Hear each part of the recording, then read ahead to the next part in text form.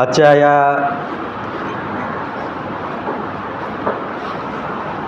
धम्मक्रांती शिबिरामध्ये सर्व उपस्थित धम्मचारीगण, धम्मचारिणी भगिनी, सर्व धम्ममित्र बंधू, आमच्या भगिनी आणि जे नवीन शिबिरार्थी आहेत, काही लोकांची या शिबिरामध्ये मित्रदीक्षा होत आहे. असे काही नवीन होणारे मित्र, नवीन आलेले सगळे पाहुणे आणि काल संध्याकाळपासून आपण आपल्या आयुष्याच्या वेगळ्या एका वळणावर उभे आहोत. जे जुने लोक आहेत आमच्यासारखे, आता मला 92पासून हे माझं शिबिर सुरू आहे. मला काही नवीन वाटतं का? वाटत असेल का नवीन मला? हो का नाही? नाही ना. उगवणारा रोजचा सूर्य आपल्यासाठी नवीन असतो. उगवणारा प्रत्येक सूर्य आपल्यासाठी नवीन असतो. हे ज्याला समजलं ना, त्याच्यासाठी प्रत्येक दिवस नवीन असतो, त्याच्यासाठी प्रत्येक शिबिर नवीन असतं. म्हणजे 92 ते 2022 आणि 24 जवळपास 32 वर्षापासून आम्ही शिबिर करत आहोत. पण प्रत्येक शिबिर आमच्यासाठी कसं आहे? नवीन आहे. नवीन माणसं येतात, नवीन लोक येतात. आता नीलरत्ने यांनी परिचय दिला. तुम्ही मला पाहिलं असेल, डोळे बंद करून बसलो होतो. मेल्यानंतर गुणगान केल्या जातं लोकांचं, बरोबर आहे. पुण्यानुमोदनाचा कार्यक्रम होतो, तिथं चिता जळत असते आणि मग लोक काय करतात? लोक म्हणतात की हा किती चांगला माणूस होता. अरे बाबा, आता तो ऐकायला जिवंत नाही. त्रिरत्न बौद्ध महासंघामध्ये अतिशय चांगली प्रथा आहे की पुण्यानुमोदन करायचं तर जिवंतपणी करा. मेल्यावर तो कसा होता, त्याने काय केलं, त्याला सांगून काय फायदा नाही. आणि लोकांचं काय हो, लोक ऐकतात आणि तिथंच हापसा असतो, तिथं हातपाय धुवून घरी जातात. लोक काही सोबत घेऊन जात नाही. तुमचं कुठं घेऊन जातात? जर आपण काही ग्रहत्याग केला असेल,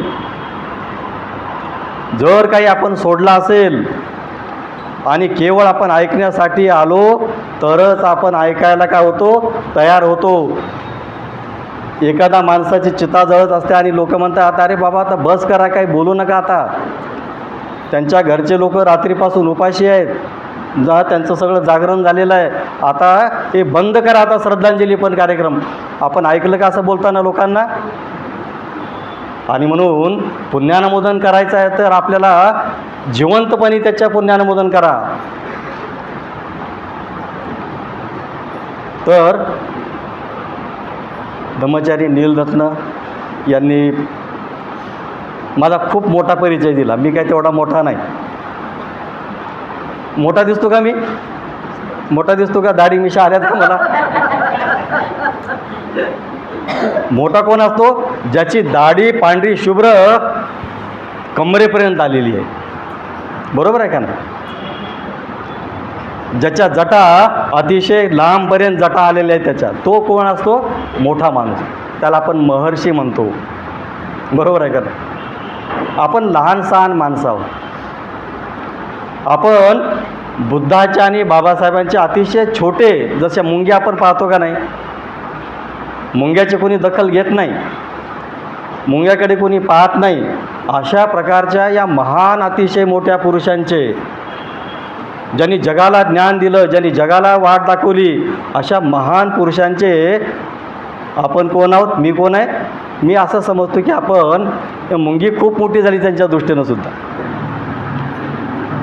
आपण अतिशय किरकोळ अनुयायी आहोत. कधी चुकतो, कधी मागतो, कधी खरं बोलतो, कधी खोटं बोलतो. आणि म्हणून त्यांनी माझा मोठा परिचय दिला, त्याबद्दल त्यांचे मी खूप आभार मानतो, त्यांचे धन्यवाद देतो. आणि हे तुमच्यामुळं मला बोलण्याची संधी मिळत आहे. तुम्ही जर या शिबिरामध्ये भरभरून आले नसते, 150 लोक आपण आता झालेलो आहोत. मी रात्री बोललो होतो की आपण जवळपास 116 जण जमा झाले आहोत. अजून 10 लोकांची एंट्री राहिलेली आहे. आणि सकाळी मी आकडा पाहिला तर जवळपास 150 लोक झालेले आहेत. अजून 1-2 लोक वाढू शकतात. आणि म्हणून तुम्ही आले, आम्ही तुम्हाला आव्हान केलं आणि आमच्या आव्हानाला, आमच्या विनंतीला, आमच्या याचनेला तुम्ही काय केला? भरभरून प्रतिसाद दिला. घरदार सोडून आलात, लहान लहान मुलं सोबत घेऊन आलात. लहान मुलांना जपा गॅस सुरू झाला, त्याचा भडका होतो लांबपर्यंत. ज्यांनी गॅस सुरू केला असेल त्यांनी पाहिलं असेल. हे काय आपली घरगुती गॅस नाहीत. हे गॅस सुरू केला, काडी पेटवले ना, तर तो गॅस आपल्या उंची एवढा काय होतो तो. तर ते लहान मुलांची काळजी घ्या, त्यांना तिकडे जाऊ नका देऊ. त्यांना मुक्तपणे खेळू द्या, पण त्यांच्याकडे काय करा, जशी घार कुठं असते आकाशी असते आणि तिचं सगळं लक्ष कुठं असतं, पिलापाशी असतं. अशा प्रकारे काय करा, लहान मुलं तुम्ही जरी या सगळ्या प्रवचनामध्ये असाल, ध्यानामध्ये असाल, कुठं ग्रुप चर्चेमध्ये असाल, कुठं असाल, तरी तुमचं लक्ष कुठं असावं की माझं बाळ कुठं फिरत आहे, कुठं कल्ला करत आहे, कुठं काय इकडं मस्ती करत आहे का, कुठं माती खात आहे का बाहेर वगैरे किंवा तिकडं जाऊन कुठं रस्ता रहदारी अतिशय, हे सगळं तुमच्या काय राहू द्या, स्मरणामध्ये राहू द्या. गोरा कुंभाराची कथा सगळ्याला माहीत आहे. गोरा कुंभार विठ्ठल नामामध्ये इतका तल्लीन झाला की ते चिखल तुमता गोरा कुंभाराचा मुलगा काय झाला. असं आपल्याला अजागृतपणे काम करायचं नाही. भक्ती करायची आहे, पण बुद्धानं जशी भक्ती केली, भक्ती करायची आहे बाबासाहेबांनी ज्या पद्धतीने भक्ती केली. म्हणून बुद्ध धम्माचा हा जो सगळा मार्ग आहे तो भक्ती मार्ग, श्रद्धा मार्ग आहेच आहे, परंतु त्या भक्ती मार्गाला प्रज्ञेची जोड आहे. बाबासाहेबांनी स्वतःच्या जीवनामध्ये म्हटलं की मी पुन्हा पुढेही कधी झुकलो नाही. आयुष्याचे माझे 40-50 वर्ष झाले, पुन्हा पुढं मी झुकलो नाही, माझी मान पुन्हा पुढं झुकवली नाही. पण असा एक माझ्यापेक्षा 1000 पटीनं महापुरुष दिसला.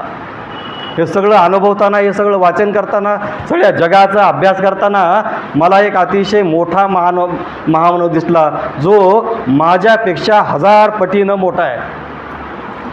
आणि त्या महापुरुषापुढं केवळ आणि केवळ मी बुद्धापुढं नतमस्तक झालो. बाबासाहेबांनी धर्मांतर केलं. नोव्हेंबरच्या महिन्यामध्ये बुद्ध गेले आणि बुद्ध गेला सगळं त्यांचं संपूर्ण अस्तित्व त्यांनी काय केलं, बुद्धापुढं, त्या महाबोधीच्या विहारापुढं समर्पित केलं, नतमस्तक झाले.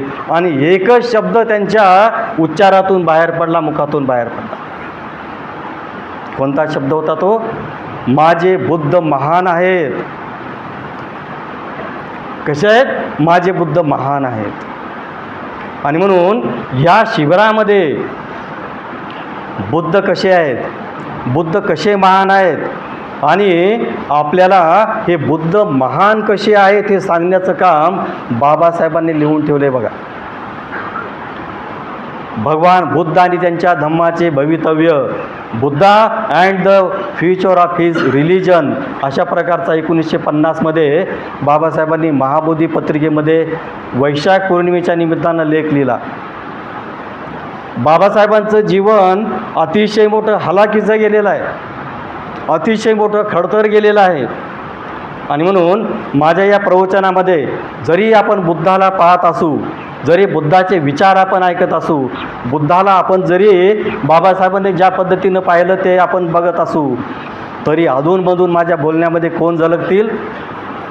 माझ्या बोलण्यामध्ये बाबासाहेब जशी एखादा म्हणजे भरधाव आणि मुसळधार पाऊस पडावा आणि मुसळधार पाऊस पडता पडता एखादी वीज कडकडावी, तशा प्रकारे आपण बुद्धाचं बोलता बोलता एखादी वीज कडकावी, तसा माझ्या प्रवचनातून बाबासाहेबांचा सुद्धा संदर्भ येईल. तर सर्वप्रथम आपण इथं आलात त्याबद्दल सर्वांचे मी आभार मानतो. कारण तुम्ही आहात तर धम्म सांगणारा आहे. धम्म ऐकणारा नसेल तर धम्म सांगणारा किती जरी विद्वान असला, किती जरी त्यांनी अभ्यास केला असला, तरी ऐकणारा नसेल तर त्या धम्माला काही महत्त्व नाही. आणि म्हणून बुद्धाचा विषाद योग या बुद्धांमध्ये जर तुम्ही वाचला असेल तर जर तुम्ही बुद्धाच्या म्हणजे बुद्धालाच असं झालं की एवढं मोठं मला जगाचं सगळं प्रज्ञा प्राप्त झाली, जगाच्या अस्तित्वाचं सत्य दर्शन झालं, पण हे जर कोणाला कळालं नाही तर माझं काय होईल? मी वेडापिसा होईल. एखाद्याला वाचा फुटावी म्हणजे आयुष्यभराचा तो माणूस मुका झालेला आहे आणि अचानक त्याला जर वाचा फुटली आणि कोणी ऐकणारा नसेल तर त्या वाचेचा काय फायदा आहे का हो? बुद्धाच्या मनामध्ये तशाच प्रकारचा विषादयोग झाला. इतकं मोठं सगळं जगाचं ज्ञान मिळालं, 4 आर्यसत्य मिळाले, अष्टांगिक मार्ग मिळाला, सगळं मिळालं, पण कुणाला सांगू?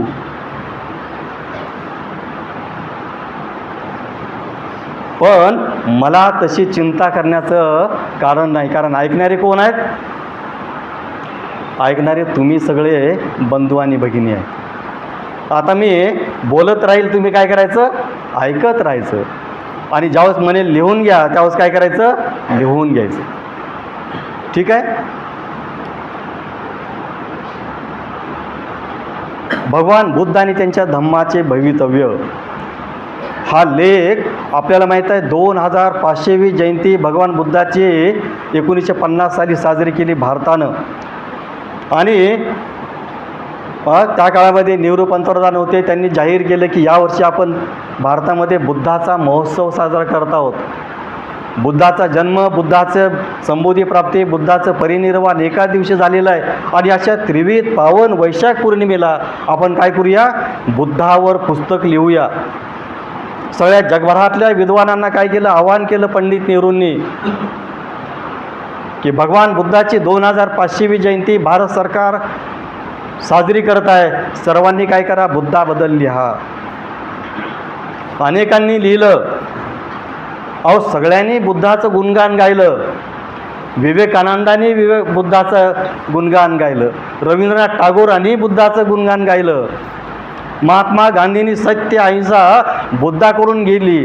बुद्धानं ज्या पद्धतीनं सगळं वस्त्र आणि सगळे भरजरी वस्त्र सोडले, तशा पद्धतीनं गांधीजीनं वेश धारण केला. पंडित नेहरूंनी पंचशिलाचं धोरण चीनसाठी अवलंबलं. बडोदा सरकारचे राजा सयाजीराव गायकवाड त्यांनी आपल्या बगीच्यामध्ये मोठं अतिशय बडोद्यामध्ये गार्डन आहे, तिथं बुद्धाची मूर्ती बसवली. सगळे बुद्धाचं गुणगान करायला तयार झाले, पण बुद्धाला स्वीकारण्याची आणि त्यांना ग्रहण करण्याची ताकद कुणामध्ये धाडस झालं नाही. भारतामध्ये एकमेव असा महापुरुष जन्माला आला की ज्या बुद्धाला भारतानं खदाडून बाहेर टाकलं होतं, त्या बुद्धाला स्वीकारण्याचं आणि तेवढ्या ताकदीनं भारतामध्ये पुनरागमन करायचं बाबासाहेबांनी धाडस दाखवलेलं आहे. ते धाडस कुणाला झालं नाही. हे अतिशय मोठं बाबासाहेबांचं काम आहे. आणि म्हणून ज्यावेळेस इतिहास रचला जातो, इतिहास निर्माण केला जातो, त्या तत्कालीन काळामध्ये कुणी तुमची दखल घेणार नाही. पण इतिहासाचे 50 वर्ष जाऊ द्या, इतिहासाचे 100 वर्ष जाऊ द्या, तत्कालीन समाजानं आणि काळानं तुमची दखल जरी घेतली नसेल तर येणारा 100 वर्षाचा काळ, येणारा 50 वर्षाचा काळ तुमची दखल घेतो. 50 वर्षापूर्वी बाबासाहेबांची कोणी दखल घेतली नाही, पण statue of equality, statue of knowledge हे पुतळे कुठे उभे राहिलेले आहेत? भारताच्या बाहेर उभे राहिलेले आहेत. अमेरिकेमध्ये उभे राहिलेले आहेत. लंडन स्कूल ऑफ इकॉनॉमिक्स आणि पॉलिटिकल सायन्स तिथं उभारलेली आहेत. अमेरिकेच्या कोलंबिया विद्यापीठामध्ये ते उभारलेली आहेत. आणि म्हणून तत्कालिक समाजामध्ये काळामध्ये आपल्याला केवळ कार्य करायचं असतं. दखल कोण घेतो? दखल इतिहास घेत असतो. आणि म्हणून इतका मोठा जगत विद्वान ज्यांनी जगानं मान्य केलेलं आहे की जगामध्ये पहिल्या नंबरचा विद्वान कोण असेल. मी ज्यावेळेस लहान होतो, शाळकरी मुलगा, त्यावेळेस सगळ्यांना कळायचं, तुम्हाला पण ते ऐकलं असेल, जगामध्ये 6 विद्वान आहेत आणि त्या 6 विद्वानामध्ये बाबासाहेबांचा 1 नंबर लागतो असं मी ऐकलं होतं, मी ज्यावेळेस शाळकरी मुलगा होतो. पण आता मी 50 वर्षाचा झालो, त्यावेळेस मी ऐकतो की बाबासाहेब आता 6 विद्वानामध्ये नंबर 1चे नव्हेत. केवळ 6 विद्वानामध्ये नव्हे, तर जगामध्ये सगळ्यात विद्वान आणि सगळ्यामध्ये जगत विद्वान आपण ज्याला म्हणतो ते केवळ बाबासाहेब आहे. अशा बाबासाहेबांनी कुणाला स्वीकारलं? बुद्धाला स्वीकारलं. बुद्धाला बंधू आणि भगिनींनो, आपण काहीच ओळखलं नाही, आपण काही बुद्धाचं वाचलं नाही, पण या माध्यमातून, या शिबिराच्या माध्यमातून आपण काय करूया? बुद्धाला जाणून घेऊया आणि बाबासाहेबांच्या दृष्टीनं बुद्ध जाणून घेऊया. अनेक लेखकांना आवाहन केल्यानंतर, आता बाबासाहेबांनी आवाहन केल्यानंतर भगवान बुद्धांनी त्यांचा धम्म लिहिला का हो? बाबासाहेबांनी 1948 साली भाषण दिलेलं आहे आणि 1948 साली बाबासाहेब म्हणतात की मी बुद्धाचं चरित्र लिहायला घेतलेलं आहे. आणि लिहिता लिहिता 8 वर्ष झाले, म्हणजे 56च्या नंतर ते प्रकाशित झालं. 5 डिसेंबरला बाबासाहेबांनी त्यांच्या प्रस्तावनेवर शेवटचा हात फिरवला. ते 5 वर्ष आणि हे 2 वर्ष असे साधारणतः 7 वर्ष बाबासाहेब त्या ग्रंथाचं लिखाण करत होते. आणि म्हणून जर आपल्याला बुद्ध पाहायचे असतील तर बाबासाहेबांच्या लेखणीतून आपल्याला बुद्ध पाहावं लागतील. आणि मग आव्हान झालं, बाबासाहेबांनी महाबोधी पत्रिका, बाबासाहेब सगळ्या बुद्ध धम्माच्या, सगळ्या संप्रदायाचा, सगळ्या पंथाचा, सगळ्या विद्वानाचा अभ्यास बाबासाहेबांनी केला. आणि त्यांना वाटलं की महाबोधी पत्रिका इंटरनॅशनल लेवलची पत्रिका आहे, ती जपानला पण जायची, अमेरिकेला पण जायची. बघा बाबासाहेबांची दृष्टी बघा. महाबोधी पत्रिका केवळ भारतामध्ये, कलकत्त्यामध्ये प्रकाशित होत नव्हती. मी काल जसं बोललो की महाबोधी विहाराचा ज्यांनी आंदोलनाचा लढा उभारला, अशी अनागारी धर्मपालांनी ही महाबोधी पत्रिका काढली. जपानला पाठवलं, ब्रह्मदेशला पाठवलं, तिबेटमध्ये पाठवलं आणि इंग्लंड, अमेरिकेला ही पत्रिका जायची. अशा अतिशय मोलाच्या महत्त्वाच्या पत्रिकेमध्ये बाबासाहेबांनी हा लेख लिहिला. आणि योगायोग बघा, भंते उर्गेन महासंघरक्षित त्या महाबोधी पत्रिकेचं संपादन करत होते, ते संपादक होते. बाबासाहेबांच्या बाजूला जो फोटो आहे ते भंते उर्गेन संघरक्षित. त्यावेळेस ते केवळ 30 वर्षाचे होते. किती वर्षाचे होते? म्हणजे जवळपास 25 वर्षाचे होते. 1925ला त्यांचा जन्म झाला आणि 25व्या वर्षी त्यांनी बाबासाहेबांचा हा लेख वाचला. महाबोधी विहाराचे प्रणेते अनागरिक धर्मपाल महाबोधी पत्रिका काढतात, त्याचे संपादक बनते संघर्षित करतात आणि त्याच्यामध्ये लेख कोण देतात लिहायला? बाबासाहेब देतात. ही अतिशय मोठी परंपरा आहे. 18व्या शतकामध्ये जे उत्तरार्धामध्ये जे सुरू झाली, धर्मपालांनी, श्रीलंकेचे धर्मपाल भारतामध्ये आले आणि त्याचा इतिहास खूप मोठा, आता त्याला आपल्याला विषय नाही. पण ही परंपरा अतिशय मोठी, आधुनिक आहे. अशोक राजाने संघमित्रा आणि महेंद्रला श्रीलंकेला पाठवलं. श्रीलंकेमध्ये अतिशय मोठा धम्म बहरला आणि श्रीलंकेतून ब्रह्मदेश, थायलंड, सयाम आपण ज्याला सिंगापूर म्हणतो, अशा वेगवेगळ्या तो प्रांतामध्ये इकडून विकसित झाला. अशोकाची दुसरी एक मुलगी होती, इकडं पाठवली, नेपाळमध्ये पाठवली. चारुदत्ता का तिचं नाव आहे. आणि तिनं नेपाळ, भूतान, तिबेट अशा सगळ्या प्रदेशामध्ये तो पाठवला. किती लोकांनी काम केलेलं आहे. म्हणजे अशोकाचं बौद्ध धर्मावर अतिशय मोठं ऋण आहे. उत्तर भारत असो किंवा दक्षिण भारत असो किंवा दक्षिण आशिया असो, उत्तर आशिया असो, अशोकाच्या मुलींनी धम्मप्रचाराचं अतिशय अनमोल काम केलेलं आहे. आता बाबासाहेब काय म्हणतात पाहूया. या लेखाचे 5 भाग आहेत. आज आपण पहिला भाग बघणार आहोत. पहिल्या भागामध्ये बाबासाहेबांनी बुद्धाचं मोठेपण कशामध्ये आहे हे सांगितलेलं. बुद्धाचं मोठेपण कशामध्ये आहे, आणि या भागामध्ये बाबासाहेबांनी इतर जे धर्मसंस्थापक आहेत त्यांची आणि बुद्धाची तुलना केलेली आहे. आता आजच्या जगभरामध्ये जर आपण पाहिलं तर 4 धर्म मोठ्या स्वरूपामध्ये आहेत, मोठ्या प्रमाणामध्ये प्रचारित झालेले आहेत. सगळ्यात मोठा धर्म आहे तो ख्रिश्चन धर्म आहे, पहिल्या नंबरवर, ज्याला आपण सगळ्यात जगभरामध्ये पसरलेला आहे. दुसरा धर्म बाबासाहेब म्हणतात इस्लाम धर्म आहे, तोही जगामध्ये पसरला. त्याच्यानंतर तिसरा धर्म आहे हिंदू धर्म, जो भारतामध्येच काही लोकांपुरता मर्यादित राहिला. पण या तिन्ही धर्मसंस्थापकांचा धर्म आणि ते स्वतः, या तिघांची तुलना बाबासाहेब कुणाशी करतात? बुद्धाशी करतात. आणि या चौघांनी या जगभरातल्या लोकांना काय केलेलं आहे? प्रभावित केलेलं आहे. येशू ख्रिस्तांनी अनेक लोकांना प्रभावित केलं. सगळा ज्याला आपण युरोप खंड म्हणतो, युरोप खंड सगळा ख्रिश्चन लोकांनी व्यापला. बुद्धाचा धम्म सगळा आशिया खंडामध्ये व्यापला. बुद्धाचा धम्म खूप मोठा आहे. आपल्याला वाटतं राहुल नगरामध्ये बुद्ध धम्म जो आहे तो आपला तेवढाच आहे. तथागत कॉलनीमध्ये जेवढं विहार आहे आपलं यशोधरा बुद्ध विहार, तेवढाच धम्म आहे असं आपल्याला वाटतं, तेवढाच बौद्ध धम्म आहे असं वाटतं.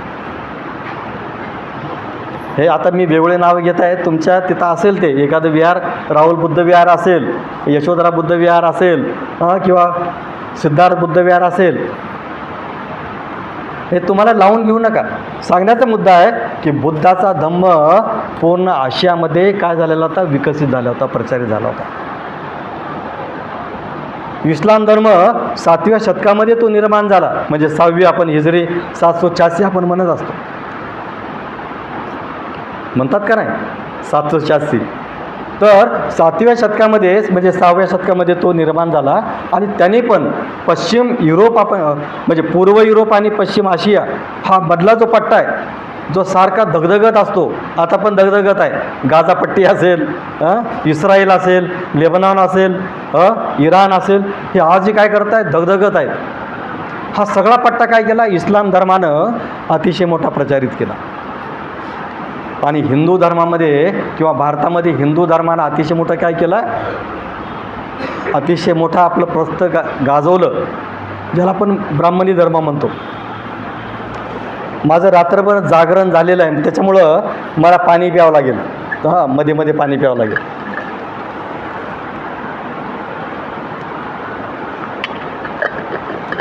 आणि माझ्यासारखंच अनेकांचं जागरण झालं असेल. आमचे काही धम्मचारी आहेत, आमची ऑर्गनायझर टीम आहे, पण त्यांना आता ते झोपले तरी चालेल, पण मला झोपता येईल का? मला झोपता येणार नाही. आता हे बसलेले आहेत, पण तुम्ही एखादी डुलकी घेऊ शकता. पण मी जर इथं डुलकी दिली, अरे म्हणतील म्हणजे 700 रुपये माझे वाया गेले की रे म्हणतील. बरोबर आहे. मी झोपणार नाही आणि तुम्हालाही झोपू देणार नाही. बरोबर, दुपारी झोप काढेल मी एक, बरोबर आहे, पण आता मात्र मी स्वतः झोपणार नाही आणि तुम्हालाही झोपू देणार. तर जगामध्ये या 5 धर्मसंस्थापकांनी काय केलेलं आहे? आपला अतिशय महत्त्वाचं स्थान निर्माण केलेलं आहे. पण बुद्धामध्ये आणि या 3 लोकांमध्ये काय फरक आहे? म्हणजे येशू ख्रिस्त, मोहम्मद पैगंबर आणि हिंदू धर्माचा संस्थापक असा कुणीच नाही. पण बाबासाहेबांना जेव्हा हा लेख लिहायचा होता, त्यावेळेस बाबासाहेबांची किती अडचण झाली असेल हो. हिंदू धर्माचा संस्थापक सांगायचा कोण? विष्णू सांगायचा का? ब्रह्मा सांगायचा का? महेश सांगायचा का? गणपती सांगायचा का? सरस्वती सांगायची का? लक्ष्मी सांगायची का? अजून कोण आहे हो? दुर्गा सांगायची का? सूर्यदेव सांगायचा का? इंद्रदेव सांगायचा का? वायुदेव सांगायचा का? पवनदेव? कोण सांगायचा हिंदू धर्माचा संस्थापक? राम सांगायचा का? शंकर सांगायचा का? कृष्ण सांगायचा का? कोण सांगायचा? आणि म्हणून जे चिंतन करतात ते शोधून काढतात. बाबासाहेबांनी मोठं चिंतन केलं. हा लेख मला लिहायचा आहे आणि बुद्धाचं अलौकिक स्वरूप, बुद्ध किती उंच आहे. कुणापेक्षा? येशू ख्रिस्तापेक्षा, मोहम्मद पैगंबरपेक्षा. आणि हिंदू धर्माचा संस्थापक म्हणून बाबासाहेबांनी, त्याचं कारण नंतर सांगेल मी, त्यांना का गृहीत धरलं. बाबासाहेबांनी कृष्णाचा संदर्भ इथं घेतलेला आहे. हिंदू धर्माचा संस्थापक कोण आहे? कृष्ण म्हणून इथं नोंदवलेलं आहे. या तिघापेक्षा बुद्धाचं श्रेष्ठत्व कशामध्ये आहे? बाबासाहेब म्हणतात की येशू ख्रिस्त म्हणतो मी देवाचा पुत्र आहे, आणि जर तुम्हाला मोक्ष पाहिजे असेल, मोक्ष म्हणजे त्यांच्या धर्मामध्ये मोक्ष नाही, त्यांच्यामध्ये काय स्वर्ग आहे. हे पामरानो, पामर म्हटलं जातं. माणूस कोण आहे? पामर आहे, गरीब आहे, दरिद्री आहे. आणि म्हणून तुम्हाला जर स्वर्गाचा लाभ घ्यायचा असेल तर मला तुम्ही देवाचा पुत्र म्हणून स्वीकारा. एखाद्या वेळेस आपण स्वीकारू पण देवाचा पुत्र आहे, पण आम्हाला हा देवाचा पुत्र नको बाबा, आम्हाला दुसरा देवाचा पुत्र द्या, आम्ही त्याला पण पाहू. आहेत का नाही? आपण पर्याय मागतो का नाही? पण येशू ख्रिस्त काय म्हणतात की देवाचा मी अंतिम पुत्र आहे, याच्यानंतर देवाला पुत्र प्राप्ती होणार नाही. तुम्हाला जर सुखाची अवस्था आणि सुखाची जर अवस्था पाहिजे असेल, स्वर्गाची अवस्था तुम्हाला पाहिजे असेल, तर तुम्हाला कुणाला शरण यावं लागेल? तुम्हाला कुणाच्या मार्गाला जावं लागेल, कुणाची भक्ती करावं लागेल? तर केवळ माझी तुम्हाला पूजा अर्चा करावं लागेल, असा दंडक त्यांनी ठेवलेला आहे. लक्षात आला मुद्दा? आणि म्हणून येशू ख्रिस्तानी मी देवाचा पुत्र आहे, चमत्कारिक अवतारी पुरुष आहे. तो चमत्कारिक आहे. येशू ख्रिस्ताचा जन्म कसा आहे? चमत्कारिक आहे. म्हणजे मेरीला नवरा नावाचा काही प्रकार माहीत नाही. म्हणजे आता काही गोष्टी टीकात्मक होऊ शकतात त्या, पण कुंवारी लडकीला झालेला तो मुलगा आहे, म्हणजे काय झाला? तो चमत्कारिक आहे, अशा प्रकारचं त्यांचा धर्म सांगतो. येशू ख्रिस्ताचा जन्म चमत्कारिक आहे, तो देवाचा अंतिम पुत्र आहे. सुबुतीने अतिशय चांगलं सांगितलेलं आहे. सुबुती म्हणजे भंते संघर्षित यांचे पट्ट शिष्य आहेत, मुख्य शिष्य आहेत. नेक्स्ट टू सारीपुत्त आपण म्हणतो, मग नेक्स्ट टू बुद्धा जसं सारीपुत्त आहेत, तसे नेक्स्ट टू भंते कोण आहेत? सुबुती आहेत. सुबुती म्हटले मी ज्यावेळेस मोठा झालो, कॉलेजमध्ये जाऊ लागलो, वाचू लागलो, ज्यावेळेस मला हे सगळे प्रश्न पडले की देवाचा पुत्र कसा राहू शकतो, देव लग्न कसा करू शकतो का देव लग्न? आमच्याकडे देवाला तर 16 सहस्त्र 108 नारी, तरी तो ब्रह्मचारी, अशा कथा आहेत का नाही? सुबुतीला पहिला प्रश्न निर्माण झाला की देव कसा लग्न करू शकतो, त्याचा पुत्र कसा राहू शकतो? तो एकटा जर पुत्र असेल तर मग तुम्ही सगळ्या देवांचे पुत्र आहेत हे कसं समजता? आणि दुसरा प्रश्न त्यांच्यामध्ये निर्माण झाला, कोणता? की एकदा मनुष्य मेला रे मेला, तो पुन्हा जिवंत होत नाही. येशू ख्रिस्त मेलेला पुन्हा जिवंत कसा झाला हे कुठल्याही विज्ञानामध्ये सिद्ध होत नाही. विज्ञान सांगत नाही की एकदा वस्तू नष्ट झाली, एकदा मृत्यू झाला की त्याचा पुन्हा तो जिवंत होत नाही, असं विज्ञान सांगतं. आणि म्हणून ख्रिश्चन धर्म कसा आहे? अवैज्ञानिक आहे. म्हणून सुबुतीनं तो धर्म काय केला? धर्म सोडून दिला. ते बौद्ध झाले. बनते संघर्षित पूर्वाश्रमीचे ख्रिश्चन आहेत, ते बौद्ध झाले 1944ला 44ला. आता हा मुद्दा महत्त्वाचा आहे की जर येशू ख्रिस्त देवाचा पुत्र असेल आणि शेवटचा पुत्र, याच्यानंतर देवाला पुत्रप्राप्ती होणार नाही, त्यांच्या पुढं काही पर्याय राहिला नाही. आणि म्हणून हे अतिशय त्यांचं पद जे आहे, आढळ पद, जर तुम्हाला ख्रिश्चन व्हायचं असेल आणि जर तुम्हाला स्वर्ग प्राप्त करायचा असेल तर मला काय करावं लागेल? चर्चमध्ये येऊन तुम्ही माझी भक्ती केली पाहिजे, मला सर्वश्रेष्ठ मानलं पाहिजे. हा अट्टहास त्यांनी धरला. दुसरा जो महापुरुष आहे त्यांच्यामध्ये, ज्यांनी इस्लाम धर्माची स्थापना केला, मोहम्मद पैगंबर यांनी. येशू ख्रिस्त झाले 1ल्या शतकामध्ये, मोहम्मद पैगंबर कधी झाले? 6व्या शतकामध्ये. आता पुत्राची कल्पना नव्हती काही, मग काय करायचं? तर मी देवाचा कोण आहे? पैगंबर आहे. पैगंबर याचा अर्थ मी देवाचा प्रेषित आहे, देवाचा दूत आहे. आणि देवानं मला काय दिलेली आहे? मला अवतारी शिकवण दिलेली आहे. मी जे सांगतो हे माझं नाही, कुणाचं आहे? देवाचं आहे. देवानं मला सांगितलं की हे लोकांना जाऊन सांग, म्हणून मी तुम्हाला काय सांगत आहे? देवाची शिकवण मी तुम्हाला सांगत आहे. आणि जर तुम्हाला जन्नतमध्ये जायचं असेल, बरोबर आहे जन्नत, अगर आपको जन्नत में जाना है तो मुझे बरोबर खुदा म्हणा, अल्लाह म्हणा, याच्यावर तुमचा विश्वास पाहिजे. नाहीतर तुम्ही कुठं जाल? तुम्ही जहन्नुममध्ये जाल. किती भीती टाकली तुम्ही. जर 5 वेळा कानामध्ये बोटं टाकून ओरडले नाहीत तर तुम्ही कुठं जाणार आहेत? तुम्ही जहन्नममध्ये जाणार. इतकं मोठं महात्म्य, स्वतःचं मोठेपण, स्वतःचं अतिशय मोठं जे श्रेष्ठत्व म्हणतो त्यांनी सांगितलं.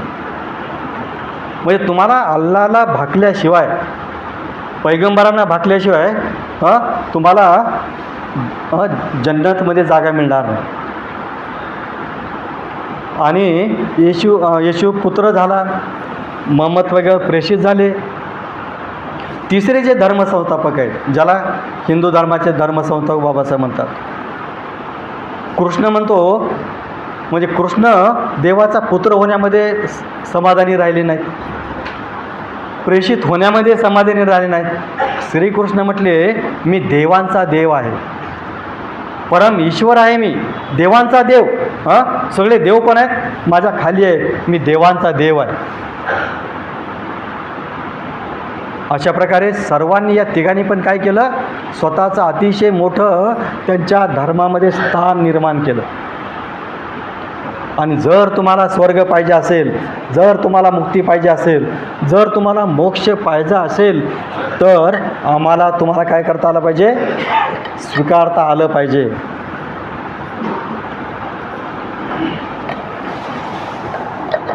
तुम्हाला वाटेल याच्यामध्ये चहा वगैरे ठेवला आहे का काय?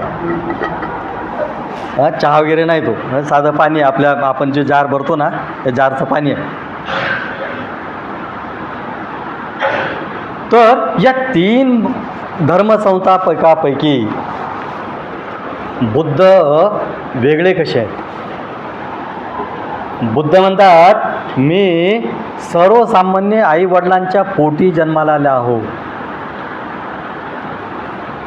शुद्धोधन आणि महामायाच्या पोटी मी तुमच्यासारखा जन्माला आलेला आहो. त्यांनी म्हटलं का मी देवाचा पुत्र आहे, मी देवाचा दूत आहे, किंवा देवादिदेव परमेश्वर. अशा प्रकारचं बुद्धानं स्वतःचं मोठेपण सांगण्यासाठी असलं कुठलंच काय सांगितलं? मी जे तुम्हाला सांगतो हे कुणाकडून ऐकलेलं नाही, ते बुद्धाचं अतिशय मोठं प्रसिद्ध वाक्य आहे.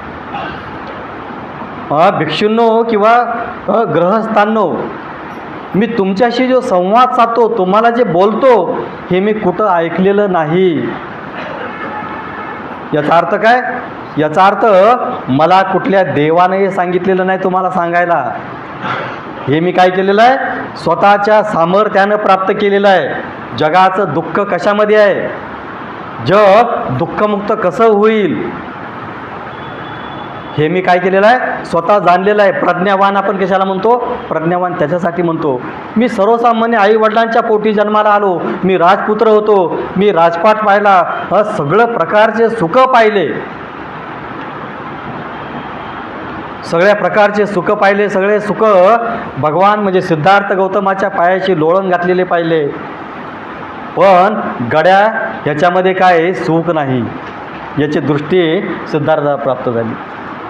आणि हे सगळं वैभव सोडून गेल्यानंतर इतकी मोठी तपश्चर्या केली की असं म्हणतात की जगामध्ये बुद्धा सिद्धार्थ गौतमासारखी तपश्चर्या कोणीच केली नाही. पोटाला हात लावला तर पाठीचा कणा हाताला यायचा. इतकी मोठी तपश्चर्या महावीरानं सुद्धा केली नाही. भगवान महावीर, वर्धमान महावीर, त्यांनी सुद्धा एवढी मोठी तपश्चर्या केली नाही. डोक्याला हात लावला म्हणजे कुठं त्यांना वाटलं की कुठं खाज वैर येत आहे, डोक्याला हात लावला तर वाळलेला भोपळा आपल्याला दिसतो. भोपळा असतो बघा, वाळलेला भोपळा, तशा प्रकारचं त्यांचं डोकं त्यांना वाटायचं. विहिरीतले विहीर किती खोल असते, विहिरीमध्ये डोकावून पाहिल्यानंतर जसे आपल्याला खोल खड्डे दिसतात तसे त्यांचे डोळे खोल गेले होते. अशा प्रकारची तपश्चर्या केली. एका बाजूला राजपुत्र असताना सगळे उपभोग भोगले, दुसऱ्या बाजूला संन्यासी असताना सगळ्या तपश्चर्या केल्या. आणि मग त्यांना दृष्टी प्राप्त झाली की हे दोन्ही मार्ग मुक्ती साधणारे नाहीत.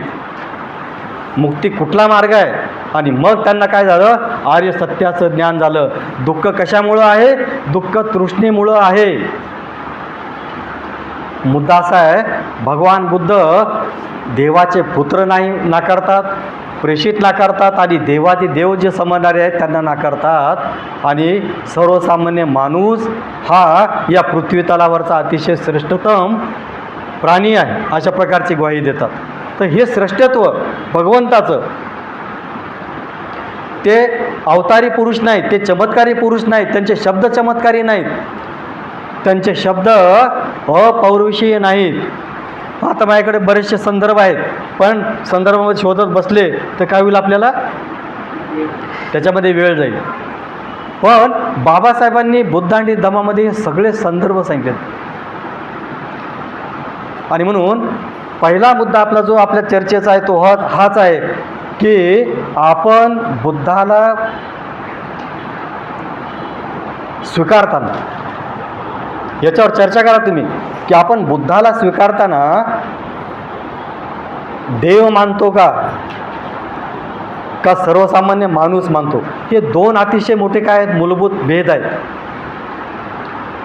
मूलभूत भेद आहेत. सर्वसामान्य माणूस बुद्ध आपल्यासारखे होते का? होते, पण आपल्यासारखे राहिले का? आपल्यासारखे राहिले नाही. त्यांनी अतिशय मोठ्या परिश्रमाने काय केलं? सर्वसामान्य माणसाचा असामान्य माणूस झाले ते. ही अतिशय मोठी प्रक्रिया आहे. आणि म्हणून चर्चा करताना बुद्ध ईश्वर नाहीत आणि बुद्ध सर्वसामान्य माणूस नाहीत. त्याच्यामध्ये या दोन्ही गोष्टीतून, सर्वसामान्य माणसातून ते अतिशय मोठं उच्चतम अशी सर्वश्रेष्ठ अवस्था प्राप्त केली, स्वयंप्रयत्नाने केली. बुद्ध म्हणतात माझा कोणी गुरु नाही. भगवंताचे अतिशय शब्दही कसे आहेत? अतिशय प्रेरणादायी आहेत. बुद्ध म्हणतात माझा कोणी गुरु नाही, हे सगळं ज्ञान मी माझ्या स्वयंप्रयत्नानं प्राप्त केलेलं आहे, स्वतःच्या चिंतनातून ते मी सगळं प्राप्त केलेलं आहे. आता दुसरा मुद्दा,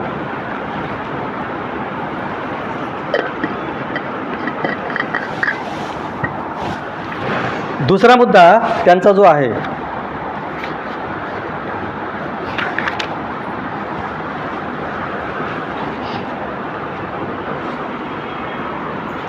बुद्धाने मार्गदाता आणि मोक्षदाता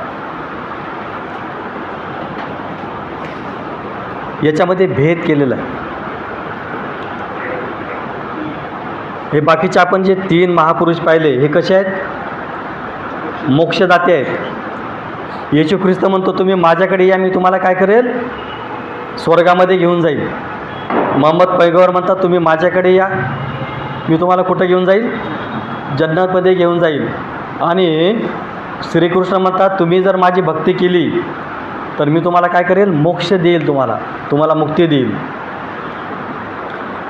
बुद्धानं अशा प्रकारचं कुठलाही दावा केला नाही. माझा मोक्ष जर तुमच्या हातामध्ये असेल, विचार करा, मला मुक्त व्हायचं आहे स्वतःला, आणि माझा मुक्तीचा मार्ग म्हणजे मुक्ती तुमच्या हातात असेल तर माझी मुक्ती होईल का हो?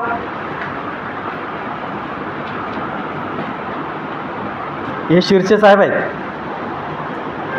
आणि मी जर असं गृहीत धरलं की माझी मुक्ती शिरसे साहेबांच्या हातात आहे, मला काय करावं लागेल? त्यांना दुखावून चालेल का? हां, त्यांना काय करावं लागेल? त्यांना खुश ठेवावं लागेल.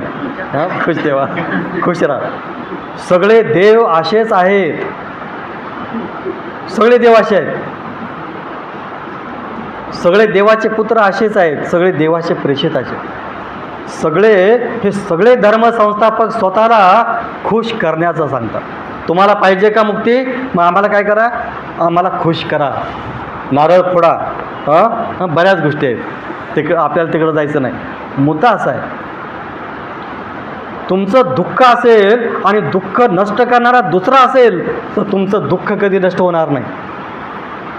बुद्धाने अतिशय मोठ्या शब्दात सांगितलेला स्पष्टपणे, जर तुम्हाला दुःख आहे तर दुःख कोणाला नष्ट करावं लागेल? तुम्हालाच नष्ट करावं लागेल. ही अतिशय मोठी सत्य बाब बुद्धानं सांगितलेलं आहे. या लोकांनी सगळं लपवून ठेवलं. का बरं? मी जर सगळं उघडं करून सांगितलं तर माझं काय महत्त्व राहील का? आणि म्हणून हे अतिशय धूर्त बाब आहे. या लोकांनी सगळं सांगितलं नाही. आणि म्हणून बुद्धामध्ये आणि इतर या सगळ्या धर्मसंस्थांमध्ये मोक्षदाता आणि मार्गदाता याचं अतिशय मोठं विश्लेषण केलेलं आहे. बुद्धाने एका याला सांगितलेलं आहे, त्याचा संदर्भ घेऊया आपण फक्त. तो संदर्भ असा आहे की एका वाटसुरूला, म्हणजे एकाला विचारलं की मोक्षदाता आणि मार्गदातामध्ये काय फरक आहे?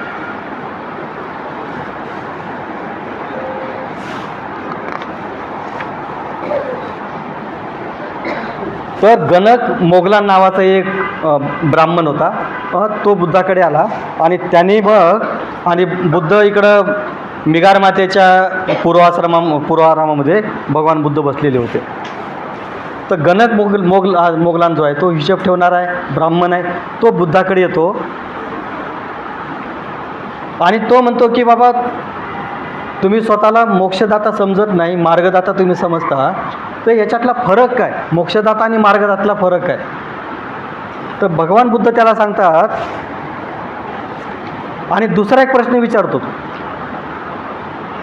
की भगवान, तुमच्याकडे जे सगळे लोक येतात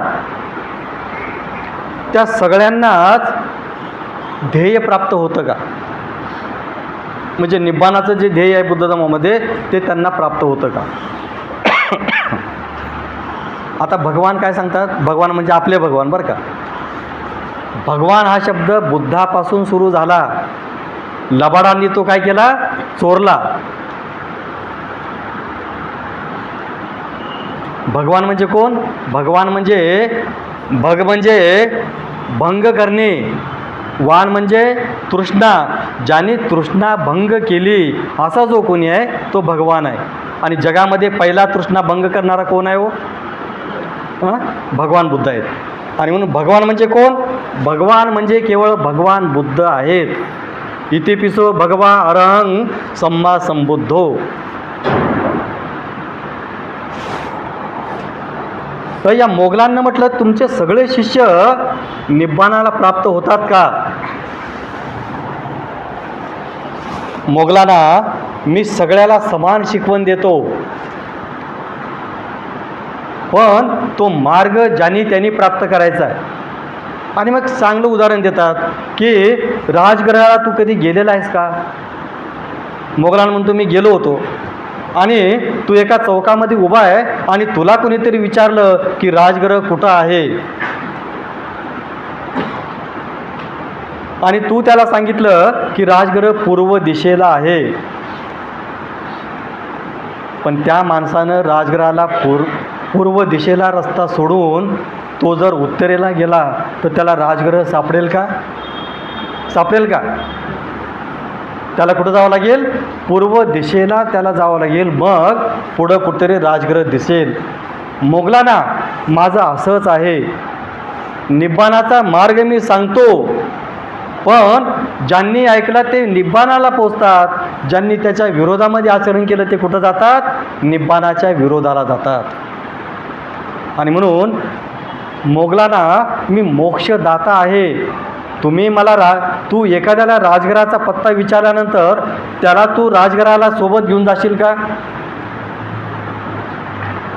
तू केवळ मार्ग सांगितलेला आहे. आणि म्हणून एखादा पूर्व दिशेला न जाता पश्चिम दिशेला गेला, उत्तर दिशेला गेला किंवा दक्षिण दिशेला गेला तर त्याला राजग्रह सापडणार नाही. मी केवळ मार्ग सांगतो. चालायचं कुणाला आहे? ज्यांना दुःखमुक्त साधायचं आहे त्यांना त्या मार्गावर त्यांना स्वतःला चालवावं लागेल. मी त्यांचं दुःख नष्ट करू शकत नाही. ही अतिशय महत्त्वाची शिकवण बुद्धाने दिलेली आहे. आणि म्हणून मोक्षदाता म्हणजे ही अतिशय परावलंबाची अवस्था आहे, परावलंबी अवस्था आहे. म्हणजे आपण सगळं अकुशल कर्म करायचं आणि अपेक्षा कोणाची करायची की हा माझं काय करेल, माझं सगळं वाईटपण, माझं अकुशलता, मी जे काही सगळं पाप केलेले आहेत हे सगळं पाप तो काय करेल, धुवून काढेल. आणि त्याच्यातून मग अनेक गोष्टी निर्माण झाल्या. गंगेमध्ये का नातो माहीत नाही आपल्याला. कशासाठी नातो? सगळं करायचं आणि गंगेमध्ये जाऊन डुबकी घ्यायची. गंगा गोमती नहा गए,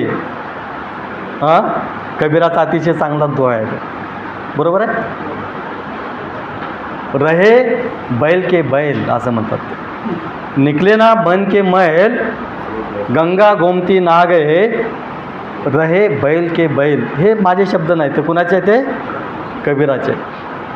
आणि म्हणून सगळे पाप आम्ही करायचे आणि धुवायचं काम त्यांनी करायचं. हे मोक्षदाताचं काम आहे. बुद्धाने याच्यावर कठोर प्रहार केला. जर तुम्ही जर काही अकुशल कर्म केलं असेल, तुम्ही जर वाईट कर्म केलं असेल तर त्याच्या विरोधामध्ये कृती करा. म्हणजे काय होईल? त्या अकुशल कर्मातून तुम्हाला मुक्ती मिळेल, त्याच्यातून तुम्ही बाहेर पडाल आणि तुम्हाला दुःख होणार नाही. अशा प्रकारचं बुद्धाने ते सांगितलेलं आहे. आजच्या प्रवचनामध्ये घाई होतं आपल्याला, पण पर्याय नाही. दुसरा आता शेवटचा मुद्दा आपल्यामध्ये, तो म्हणजे सगळे जे धर्म आहेत, म्हणजे येशू ख्रिस्ताचा धर्म असेल, पैगंबरांचा धर्म असेल किंवा हिंदू धर्म, ब्राह्मणी धर्म, जे नाव असतील ते, हे सगळे चमत्कारिक धर्म आहेत, देवाचे शब्द आहेत. म्हणजे त्याच्या हे जे देवाचे शब्द आहेत, जे धर्मग्रंथ आहेत, त्याच्यामध्ये कुणालाही बदल करण्याची परमिशन नाही, परवानगी नाही. म्हणजे बायबलमधला एकही शब्द तुम्हाला गाळता येणार नाही,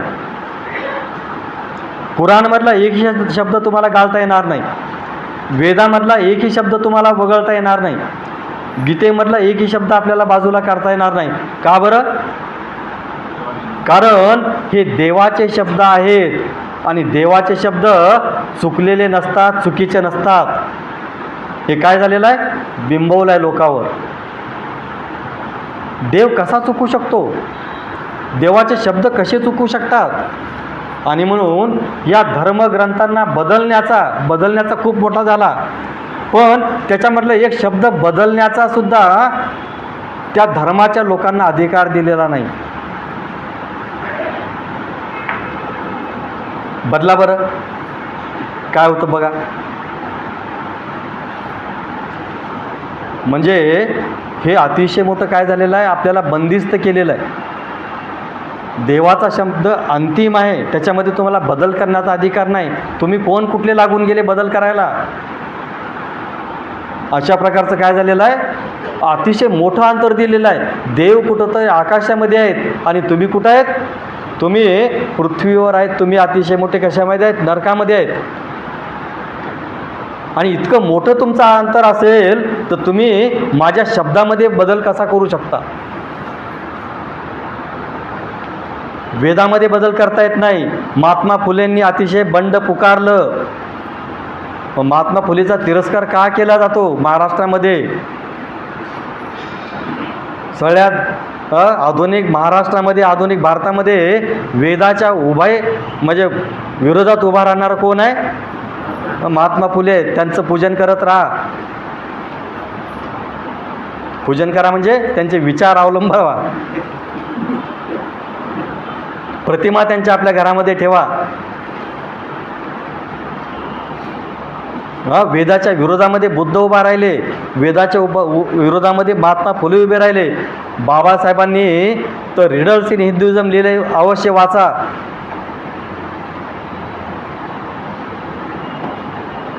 वेद हे अपौरुषेय आहेत, ते देवाचे शब्द आहेत, त्याच्यामध्ये तुम्हाला बदल करता येणार नाही. हे अतिशय मोठा दंडक आहे आणि ज्यांनी कोणी बदलला त्याला काय होईल? त्याला मृत्यूदंडाची शिक्षा. अहो, आपल्याला तर वेदाचा शब्द ऐकायची परमिशन नव्हती, वाचलं तर सोडा. वेद तुम्ही चोरून जरी ऐकला किंवा इकडं कुठंतरी चालू आहे, काहीतरी सुरू आहे आणि तुम्ही त्या रस्त्यानं चालले आणि कुणाला कळालं की या अस्पृश्यानं वेद ऐकलेला आहे, तर त्याच्यामध्ये तप्त शिष्याचे रस त्याच्यामध्ये टाकायचे. का? कारण तू कायमचा बहिरा झाला पाहिजे. इतके मोठं दंडक काय आहे वेदामध्ये? त्या सगळं शोधलं महात्मा फुलेंनी, बाबासाहेबांनी शोधलं. अहो, इतकं तुम्ही आम्हाला ऐकू देत नाही, आता काय वेदामध्ये काय? वेदामध्ये काय? गाईच्या कासामध्ये दूध भरभरून येऊ दे. काय लिहिलं वेदामध्ये? काय लिहिलं वेदामध्ये? गाईच्या कासामध्ये भरभरून दूध येऊ दे, आमच्या घरामध्ये दूध दुभतं होऊ दे. आता याला अस्पृश्यानं ऐकलं तर त्याला काय, त्याला फरक पडणार आहे का? त्याला मुक्ती होणार आहे का?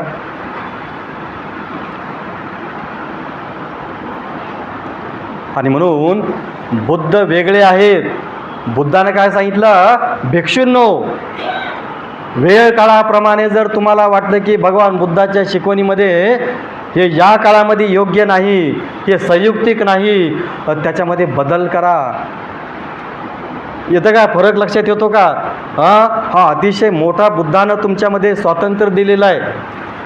मानवी स्वातंत्र्य ज्याला म्हणतो ते खऱ्या अर्थानं बुद्धानं दिलेलं आहे. हे मी सगळं सांगितलेलं आहे, हे कुणाचं मी ऐकलेलं नाही, हे मी स्वतः माझ्या ज्ञानातून प्राप्त केलेलं आहे. पण जर तुम्हाला वाटलं की बुद्धाचा शब्द या काळामध्ये बसत नाही, काय करा? तुम्हाला बदल करण्याचा अधिकार मी देतो. बाबासाहेब म्हणतात, इतकं मोठं स्वातंत्र्य कुठल्याही जगातल्या महापुरुषानं आणि धर्मसंस्थापकानं आपल्या शिष्यांना दिलं नाही. आणि मग बाबासाहेब म्हणतात की हे का दिलं नाही? इतर लोकांनी का दिलं नाही? या 3 धर्मसंस्थापकांनी आपल्या अनुयायांना हे धर्म स्वातंत्र्य का दिलं नाही? बाबासाहेब म्हणतात की हे जर स्वातंत्र्याचं जर अधिकार लोकांना दिला असता तर त्यांना भीती होती या सगळ्या लोकांना की आमचा धर्म शिल्लक राहणार नाही. पण बुद्धाला कुठली भीती नव्हती. बुद्धाला हे माहीत होतं की या लोकांनी जेवढी चिकित्सा केली, जेवढा शोध घेतला, जेवढे प्रयत्न केले, हे कुठं जातील? हे सगळे माझ्याकडे येतील. अतिशय मोठा आत्मविश्वास बुद्धाला होता. आणि म्हणून हा एक अतिशय मूलभूत प्रश्न बुद्धाने सांगितला. आणि अतिशय मानवी स्वातंत्र्याचा ज्याला आपण जाहीरनामा म्हणतो, अशा कालाम सुत्तामध्ये त्यांनी ते सांगितलेलं आहे. कालाम केसमुत्ती सुत्त नावाचं अतिशय मोठं अंगुत्तर निकायामध्ये सुत्त आलेलं आहे. त्याच्यामध्ये सांगितलेलं आहे, तेवढं मी सांगतो तुम्हाला. आणि मग आजचा आपण काय करू? प्रवचनाची सांगता. हे कालामांनो, बघा बुद्धाने किती मोठ्या प्रमाणामध्ये आपल्या अनुयायांना किंवा बौद्ध धम्माच्या सगळ्या लोकांना किंवा एकूण मानवी लोकांना अगदी स्वातंत्र्य दिलेलं आहे. हे कालामांनो, जर तुम्हाला एखाद्या गोष्टीचा केवळ ती अनुसृत आहे याच्यासाठी स्वीकार करू नका. म्हणजे केवळ ऐकलेली आहे म्हणून ते तुम्ही त्याचा स्वीकार करू नका. एखादी केवळ परंपरागत गोष्ट तुमच्यासाठी आलेली आहे तुमच्यापर्यंत म्हणून तिचा स्वीकार करू नका. एखादी गोष्ट केवळ अमुक प्रकारे म्हणजे वेगळ्या प्रकारे सांगितलेली आहे, म्हणून तिचा स्वीकार करू नका. एखादी गोष्ट केवळ धर्मग्रंथांना अनुकूल आहे म्हणून ती स्वीकार करू नका. एखादी गोष्ट केवळ तर्काला मान्य आहे, हेतुसंमत आहे म्हणून तिचा स्वीकार करू नका. एखादी गोष्ट केवळ न्यायसंगत आहे किंवा न्यायाला धरून आहे म्हणून ती स्वीकार करू नका. किंवा एखाद्या गोष्टीचा आकार खूप चांगला आहे, त्याची रचना खूप चांगली आहे म्हणून तिचा स्वीकार करू नका. किंवा एखाद्यानं अतिशय खूप चांगल्या शब्दामध्ये सांगितलेलं आहे, एखादा सांगणारा खूप मोठा आहे, केवळ त्याच्या बाह्य रूपाला धरून, त्याच्या बाह्य गोष्टीला धरून तो सांगतो म्हणून केवळ पालन करू नका किंवा स्वीकार करू नका. तर कशी स्वीकार करायची? तर जी गोष्ट ऐकली आहे, जी गोष्ट पाहिली आहे, जी गोष्ट मी वाचलेली आहे, ज्या लोकांनी सांगितलेली आहे, त्या गोष्टीचा तुमचा अनुभव काय, तुमचा अनुभव काय, त्या अनुभवांना काय करा, प्राधान्य द्या आणि मग ती गोष्ट स्वीकार करा. अशा प्रकारे भगवंताने खूप चांगल्या पद्धतीने आपल्या धम्माचं आणि आपल्या शिकवणीचं काय केलेलं आहे,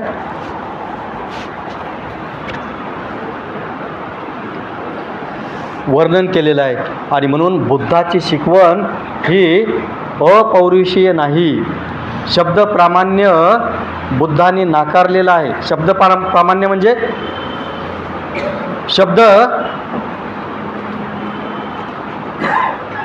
शब्दावरची अतिशय मोठी काय पकड आहे, बुद्धाने ते नाकारलेलं आहे. तुम्हाला बुद्धाने शब्द बदलण्यास सांगितलेले आहेत.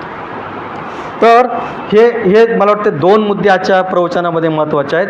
पहिला मुद्दा, बुद्धाचं मोठेपण कशामध्ये आहे? बुद्धाचं मोठेपण याच्यामध्ये आहे की बुद्ध सर्वसामान्य पुत्र आहेत, माणसाचे पुत्र आहेत, म्हणजे आईवडिलांचे, पण अतिशय परिश्रमाने ते असामान्य झालेले आहेत, प्रबुद्ध झालेले आहेत. अप्रबुद्धाचे प्रबुद्ध झालेले आहेत, तरीसुद्धा त्यांनी स्वतःचं स्थान स्वतःच्या धम्मामध्ये ठेवलेलं नाही, जे इतर लोकांनी ठेवलं. हा एक मुद्दा. दुसरा मुद्दा होता की मी मुक्तिदाता नाही तर मी कोण आहे? मार्गदाता आहे. मी मोक्षदाता नाही तर मी मार्गदाता आहे. मी केवळ मार्ग सांगू शकतो. चालायचं कुणाला आहे? चालायचं तुम्हाला आहे. अशा प्रकारे ते सांगितलेलं आहे. आणि तिसरा मुद्दा आपण पाहिला तो म्हणजे मी जे सांगितलेलं आहे हे देवाचे शब्द नाहीत, हे अपौरुषीय नाहीत, हे न बदल करता येणारे नाहीत, हे चमत्कारिक नाहीत, हे एका माणसाचे शब्द आहेत, हे एका अनुभवी प्राप्त केलेल्या ज्ञानाचे शब्द आहेत. आणि म्हणून जर तुमचा तो अनुभव त्याच्याशी मेळ खात नसेल, तुमचं ज्ञान त्याच्याशी मेळ खात नसेल, तुम्ही काय करा, त्याच्यामध्ये बदल करा, स्वतः अनुभव घ्या. अशा प्रकारचे मला वाटतं या 3 मुद्द्याला जर आपण आजच्या आपल्या या वर्गामध्ये चर्चेमध्ये जर आपण ते चर्चा केली तर मला वाटतं ते चांगलं राहील. या ठिकाणी आजचा पहिला दिवस होता, सगळीच घाई झाली, रात्रीपासून अतिशय मोठा आपण वेगवेगळ्या अवस्थेतून आलो. रात्री आपला आराम झाला, सकाळी सुंदर आपण पोह्याचा नाश्ता केला, चहा पिला आपण खूप चांगला, आणि अशा प्रकारे आपण या ठिकाणी आलो, बुद्धाचं दर्शन घेतलं. आणि आता काय करा, जे काय ऐकलेलं आहे, जे काय आपण ऐकलेलं आहे त्याच्यावर काय करा, मुक्तपणे चर्चा करा, शांत बसू नका, जे वाटतं ते बोला. आमचे धम्मचारी राहतील, त्या धम्मचार्याच्या ग्रुपमध्ये आपल्याला जावं लागेल, वेगवेगळे ग्रुप राहतील, आणि त्याच्यामध्ये आजच्या माझ्या प्रवचनातून तुम्हाला काय वाटलं त्याची काय करा, चर्चा करा. या ठिकाणी थांबतो. जय भीम, नमो बुद्धाय.